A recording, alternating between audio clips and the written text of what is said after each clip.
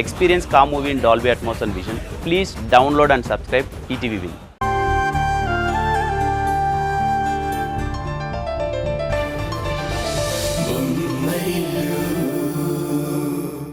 హే, అమ్మ కూడా ఎప్పుడు ఇదే మాట అంటుంది.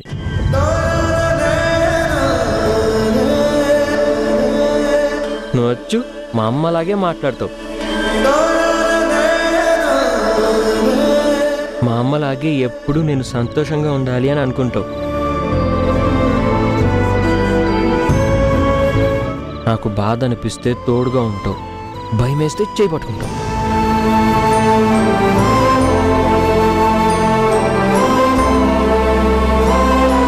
నాకు చిన్నప్పటి నుంచి అమ్మ అంటే చాలా ఇష్టం. ఇప్పుడు నువ్వంటే కూడా నాకు చాలా ఇష్టం అనిపిస్తుంది.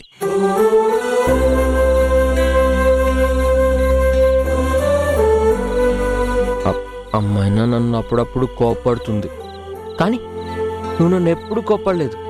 ప్రేమగా చూసుకుంటావు. ఒక్కోసారి అమ్మ కంటే నువ్వే నన్ను బాగా చూసుకుంటున్నావు అనిపిస్తుంది. ఇన్ని రోజులు కిరణ్కి నా మీద ప్రేమ ఉందనుకున్నాను, కానీ రోజు రోజుకి ఆ ప్రేమ ఉష మీదకు మళ్ళుతోంది. ఉష మీద ప్రేమలో ఈ తల్లిని పూర్తిగా మర్చిపోయేలా ఉన్నాడు. కిరణ్ నా చేయి జారిపోకముందే జాగ్రత్త పడాలి. కానీ ఎలా? ప్రామిస్. సరే, మీరు పడుకోండి, నేను ఇప్పుడే వస్తాను.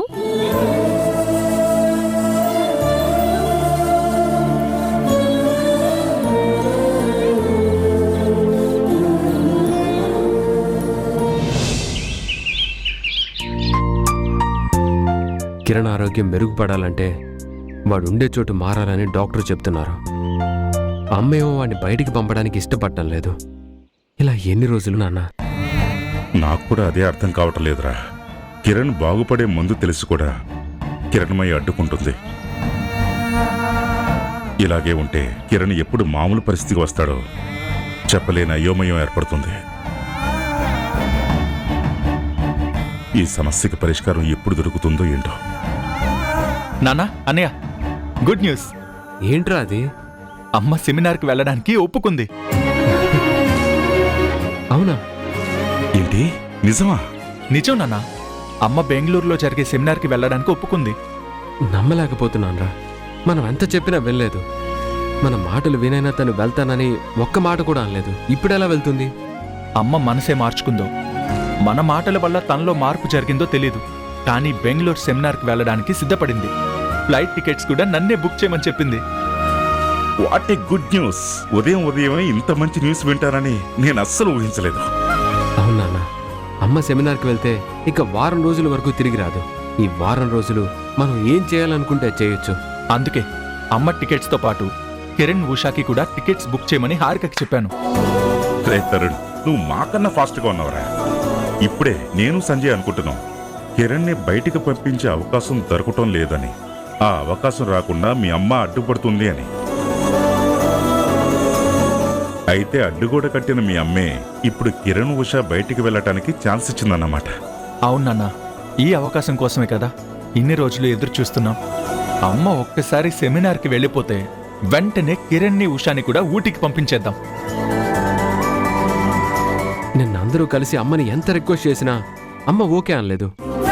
అప్పుడే నాకు డౌట్ వచ్చింది, కిరణ్ వాళ్ళని ఇంకా బయటికి పంపడం కుదరదు అని. ఇప్పుడు అమ్మ సెమినార్కి వెళ్తుందనే న్యూస్ విన్నాక చాలా హ్యాపీ అనిపిస్తోంది. కానీ నాకు ఒక డౌట్ ఉంది. ఏంటన్నయ్య అది? అమ్మ వారం రోజుల పాటే ఆ సెమినార్లో ఉంటుంది, తర్వాత ఇమ్మీడియట్గా ఇక్కడికి వచ్చేస్తుంది. అప్పుడు సంగతి ఏంటి?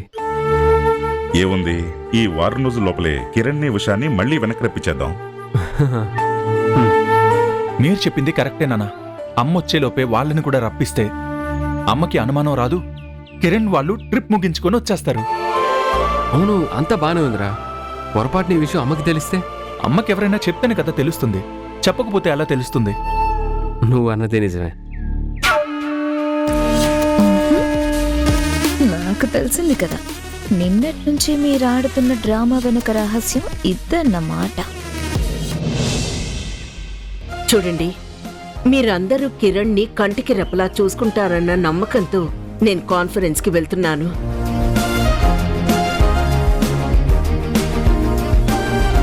వాణ్ణి జాగ్రత్తగా చూసుకోవాల్సిన బాధ్యత మీ అందరిది. కిరణ్మయి, కిరణ్ని చూసుకోవటానికి మేమంతా ఉన్నాం. కిరణ్కి ఏమవుతుందని నువ్వు ఆలోచించకు. హ్యాపీగా కాన్ఫరెన్స్కి అటెండ్ అవ్వు. ఎవరు ఉన్నా లేకపోయినా కిరణ్ని చూసుకోవడానికి ఉషా ఉంది.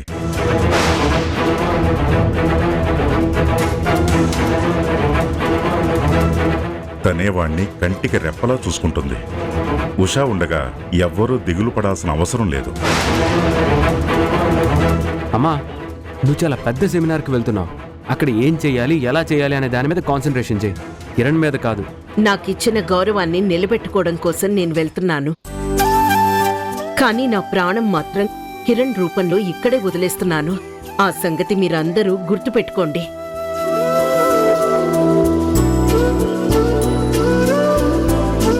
నువ్వెప్పుడు వెళ్తున్నావు, మళ్ళీ ఎప్పుడు తిరిగి వస్తున్నావు? డేట్స్ తో సహా అన్నీ మేము గుర్తు పెట్టుకున్నామమ్మా.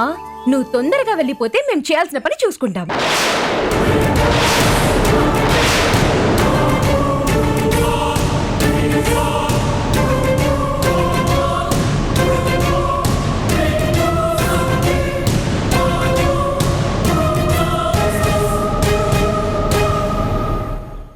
మీరు చేయాల్సిన పనా?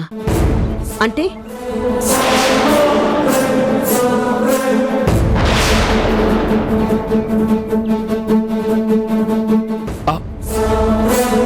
అదేనమ్మా, నువ్వు లేని సమయంలో కిరణ్ని జాగ్రత్తగా చూసుకోవాలి కదా. దాని గురించే రేణు మాట్లాడుతుంది.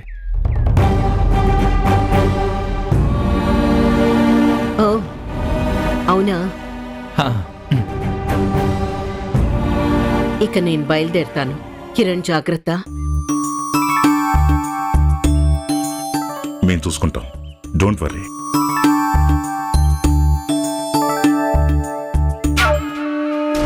వీళ్ళందరి హడావిడి చూస్తుంటే ఈ ఇంట్లో ఏదో జరుగుతుందనిపిస్తుంది. నాకు అనుమానం వచ్చిందంటే ఇది గన్ షాట్ గా జరిగి తీరుతుంది.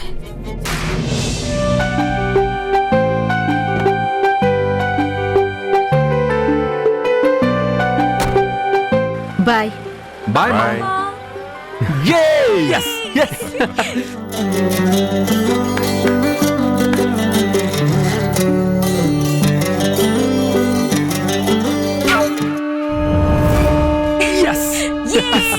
మొత్తానికి సక్సెస్ఫుల్ గా అమ్మని బయటికి పంపించేశావు.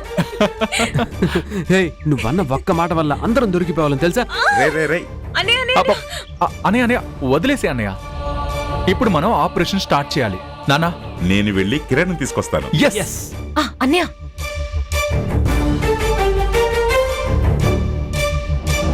అత్తయ్య గారు ఉన్నంతసేపు అన్ని నాటకాలాడి వెళ్ళిపోగానే ఇంత డ్రామా స్టార్ట్ చేశారా?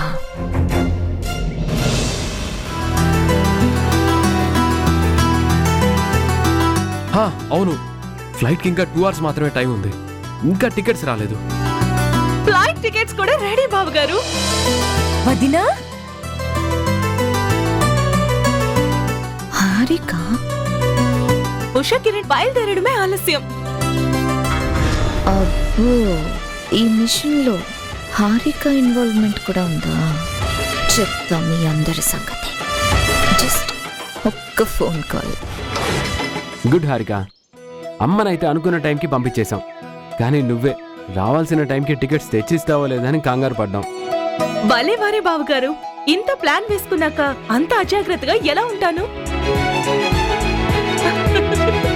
అవును, ఇంతకీ ఉషా కిరణ్ ఎక్కడా?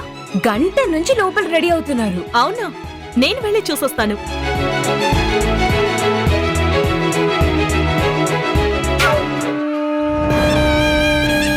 ఉరకలు వేసే వీళ్ళ ఉత్సాహం ఎంతసేపు ఉంటుందిలే.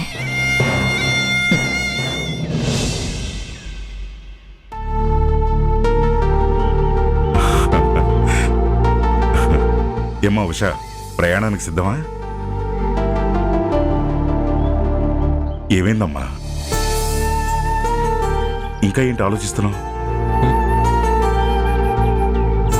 నాకు తెలుసమ్మా, కిరణ్మయ్యకి తెలియకుండా చేసే పని ఎక్కడికి దారి తీస్తుందని కంగారు పడుతున్నావు కదా? అవును మావయ్య, అత్తయ్య గారికి ఇష్టం లేకుండా ఈ ఇంట్లో అడుగు పెట్టినందుకే లేనిపోని గొడవలు మొదలయ్యాయి. ఇప్పుడు అత్తయ్య గారికి తెలియకుండా అడుగు బయట పెడితే ఇంకెన్ని గొడవలు జరుగుతాయోనని భయంగా ఉంది. గొడవలు జరిగినా రణరంగాలు జరిగినా వాటిని చల్లర్చటానికి మేము ఉన్నాం కదమ్మా. చల్లార్చుతారనే నమ్మకంతోనే కదా నాకు ఆయనకి పెళ్లి చేశారు. ఏదో విధంగా పరిస్థితులు సద్దుమణుగుతాయనే కదా మీరు ధైర్యంగా మమ్మల్ని కలిపారు. కానీ అనుకున్నది అనుకున్నట్టు జరగలేదు కదా. ఉషా, నువ్వు చెప్పింది నిజమేనమ్మా. కానీ ప్రతి సమస్యకి ఏదో ఒక పరిష్కారం మనం కనుక్కోవాలి.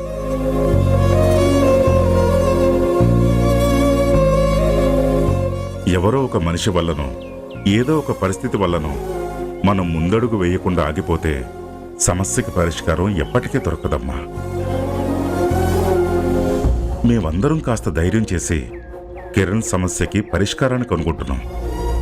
నువ్వు కూడా దానికి సహకరిస్తావని అనుకుంటున్నాం. హలో మామయ్య. హాయ్ కిరణ్. హాయ్ ఉషా.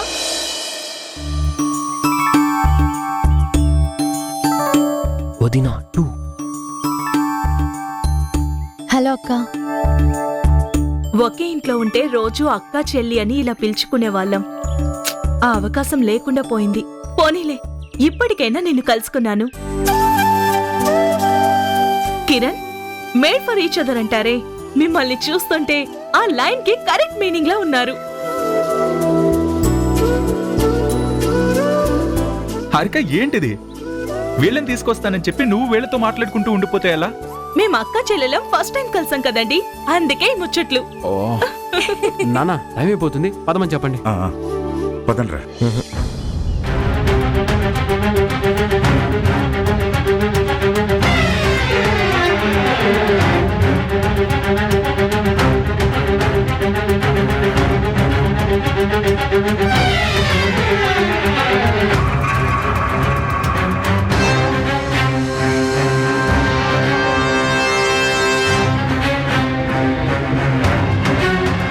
కిరణ్, ఏమైందిరా? అమ్మకి చెప్పకుండా వెళ్ళడం కరెక్ట్ కాదు డాడ్.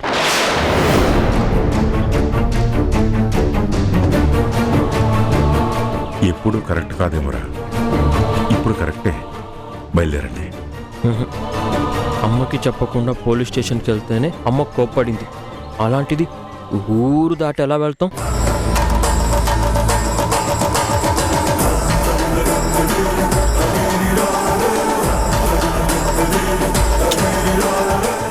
అరే, కోప్పడ్డానికి కాదనడానికి అమ్మ ఇప్పుడు ఇంట్లో లేదు కదా. లేదు, అమ్మకి చెప్పాకే నేను ఎక్కడికైనా వెళ్తాను, లేకపోతే నేను వెళ్ళను. ముందు అమ్మకి చెప్పండి.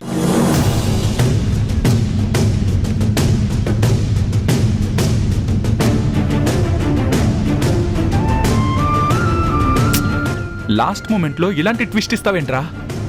అరే, నీకు దండం పెడతాను రా బాబు, పద.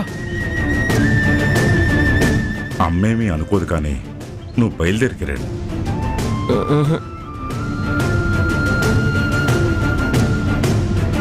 అరే కిరణ్, ఎంతో కష్టపడి ఇదంతా ప్లాన్ చేసాం. ఇప్పుడు నువ్వు వెళ్ళనని చెప్పకరా. అన్నయ్య ప్లీజ్ అన్నయ్య, బెట్టు చేయకు, బయలుదేరు.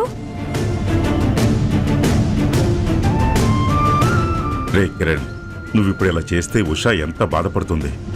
ఉషాతో వెళ్ళటం నీకు ఇష్టం లేదా? ఉషాతో టైం స్పెండ్ చేయాలని నువ్వు కోరుకోవటం లేదా? ఉషాతో వెళ్ళడం కూడా నాకు ఇష్టమేనన్నా, కానీ అమ్మకి చెప్పాలి కదా. అమ్మతో నేను ఫోన్లో మాట్లాడిస్తాను.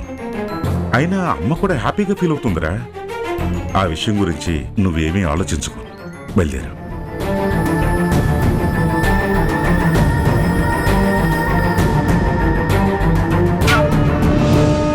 అమ్మకి చెప్పడం కాదు, అమ్మే ఓ 2 నిమిషాల్లో మీ ముందుకొస్తుంది. కిరణ్, నాన్నని నేను చెప్తున్నానురా, నమ్మరా.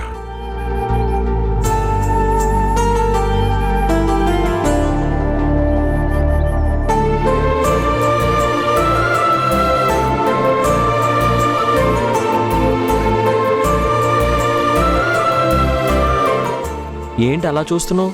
తీసుకెళ్ళు. Yes. ఉషా టికెట్స్ తీసుకో. పద, పద, పద వదినా, పద పద. పద. పదండి.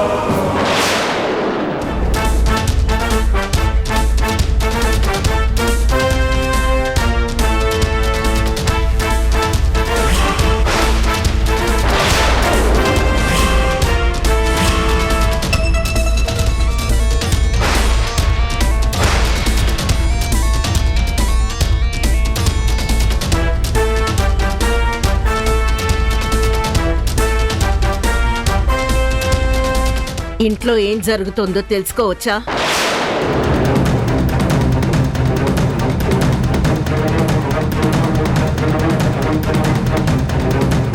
చాటుగా చేసే ప్రయాణం కోసం చప్పట్లు కొట్టి మరీ పంపిస్తున్నారు.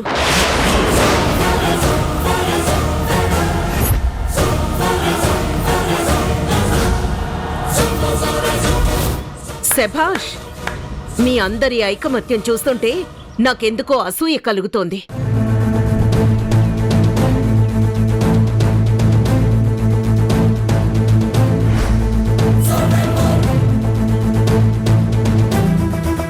క్రికెట్లో ఒక దేశం ఓడిపోతే మరో దేశం పండగ చేసుకుంటుందని తెలుసు. కానీ సొంత మనిషి ఇంటికి దూరంగా వెళ్తూ ఉంటే మిగిలిన కుటుంబ సభ్యులందరూ పండగ చేసుకోవడం నేనెక్కడా చూడలేదు.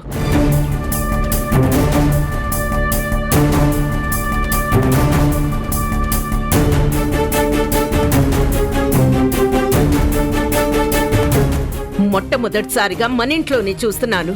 అది కూడా నేను వెళ్ళిపోతూ ఉంటే నా కుటుంబ సభ్యులు ఒక పండగలా సెలబ్రేట్ చేసుకుంటున్నారు. నేను లేని సమయం చూసి నా అనుకున్న వాళ్ళందరూ కేరింతలు కొడుతున్నారు. మీ అందరి సంబరాన్ని చూసి గర్వపడాలో, నా దుస్థితిని చూసి నేనే జాలిపడాలో అర్థం కావడం లేదు. అలా అంటావేంటమ్మా? నువ్వు లేని సమయం చూసి మేము సెలబ్రేట్ చేసుకోవడం ఏంటి? మరి ఇప్పుడు మీరు చేస్తున్నదేంటి? మీరందరూ కలిసి నేను గీసిన గీత దాటడానికి ప్రయత్నించారు. అంటే నా మీద మీకు గౌరవం లేనట్ట, లేక అసలు నా మాటకే విలువివ్వకూడదని నిర్ణయించుకున్నారా? కిరణ్మయ్యి, అంత పెద్ద పెద్ద మాటలు ఎందుకు చెప్పు? మీరందరూ కలిసి పెద్ద పెద్ద నిర్ణయాలు తీసుకుంటున్నప్పుడు నేను పెద్ద పెద్ద మాటలు మాట్లాడడంలో తప్పే ఉంది.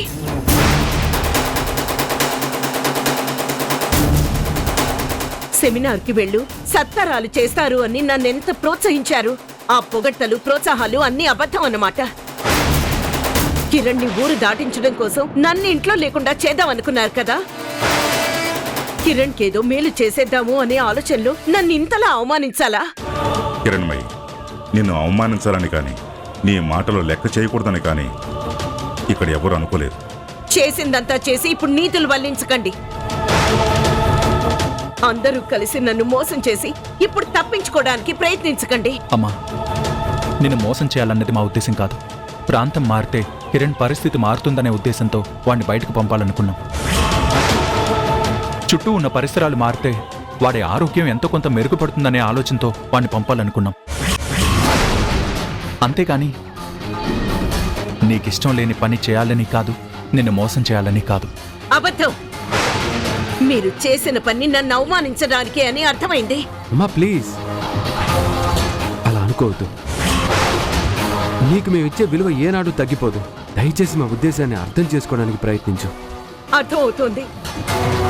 అవకాశం వస్తే నన్ను పరాయిదాన్ని చేసి మీరంతా ఎంత ఐకమత్యంగా ఉంటారో అర్థమవుతోంది. కిరణ్మయ్యి, చిన్న విషయాన్ని నువ్వు ఆకాశంతో చేస్తున్నావు. అర్థం చేసుకోవాల్సింది పోయి అపోహల వెంట పరిగెడుతున్నావు. అపోహలకి మీరు దారులు వేశారు, అపార్థాలకి మీరు బీజాలు నాటారు. కాలం మనుషుల్లో మార్పులు తీసుకొస్తుంది అంటారు. ఆ మాట అందరికీ చెల్లుతుందేమో కానీ నా కుటుంబ సభ్యులకి చెందదు అనుకునేదాన్ని. కాలంతో పాటు నా మనుషుల మనస్తత్వాలు మారవని చాలా గర్వంగా చెప్పుకునేదాన్ని. కానీ నా నమ్మకాన్ని అబద్ధమని ఈ రోజు మీరు తేల్చి చెప్పారు.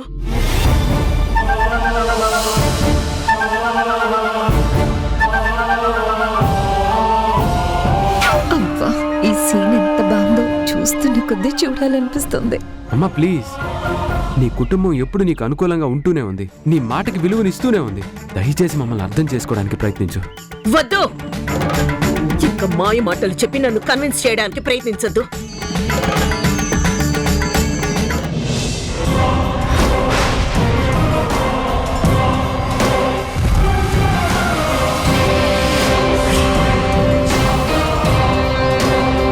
తరుణ్, ఈ ఇంటి పద్ధతుల్ని, ఈ ఇంటి ఆనవాయితీల్ని గౌరవించని మనుషులు ఈ ఇంటి గేటు బయటే ఉండాలి. కానీ ఇంటి లోపలికి ఎందుకు వచ్చినట్టు, ఏ అర్హత ఉందని వచ్చినట్టు? అమ్మా అది తరుణ్ నువ్వాగు. ఆవిడ ప్రశ్నకి నేను సమాధానం చెప్తాను. హారిక ప్లీజ్. ప్లీజ్ తరుణ్.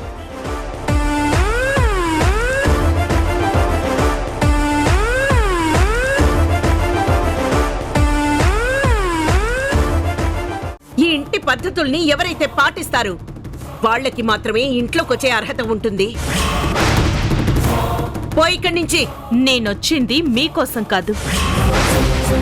నేను ఈ తరం అమ్మాయిని, తప్పు లేకుండా తల వంచను.